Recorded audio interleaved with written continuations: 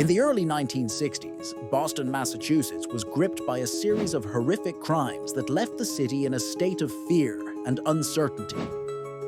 The Boston Strangler, as the media dubbed him, was responsible for the murders of at least 13 women between 1962 and 1964. These crimes were shocking not only for their brutality, but for the sheer sense of terror they spread.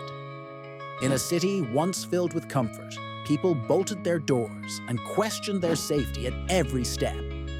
The case shook Boston to its core, but even decades later, the question remains: did he act alone, or was there more to the story? The main suspect in these heinous acts, Albert DeSalvo, eventually confessed to being the Boston Strangler while he was in prison for unrelated crimes. His confession seemed to bring some relief, but not everyone was convinced. Despite the fact that DeSalvo provided details about the murders that were never publicly revealed, doubts lingered.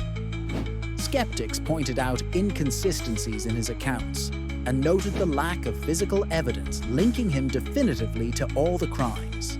Some wondered if DeSalvo was simply a compulsive liar seeking notoriety or protection from the harsher realities of prison life. Furthermore, modern investigations have raised even more questions. Advances in DNA technology allowed for a re-examination of the evidence in 2013. This new analysis was able to confirm DeSalvo's involvement in one of the murders. But what about the others? The details of some murders varied significantly, leading some to speculate about the possibility of multiple killers.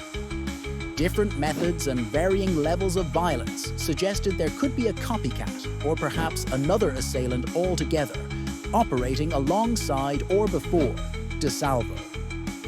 Adding another layer to this complex story are the psychological aspects. DeSalvo's life was far from normal. His childhood was marked by abuse and neglect, setting a traumatic foundation. As an adult, he exhibited signs of mental disturbance, later diagnosed as a sociopath. Could these psychological factors have influenced another individual to follow in DeSalvo's footsteps, possibly leading to a group of perpetrators rather than a solitary figure? Given all these factors, law enforcement and criminologists still debate whether other individuals could have played roles in some unsolved murders attributed to the Strangler. The Boston Strangler case challenges assumptions about criminal investigation and illustrates the complexities and uncertainties that often accompany high-profile cases.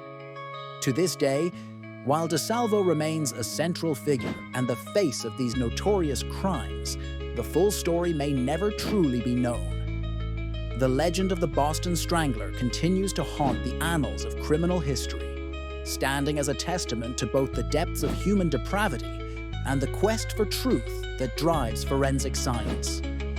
Though closure remains elusive, each new piece of information fuels the debate, keeping alive the mystery of whether Albert DeSalvo acted alone, or if another sinister force lurked in the shadows of Boston, preying on its unsuspecting citizens.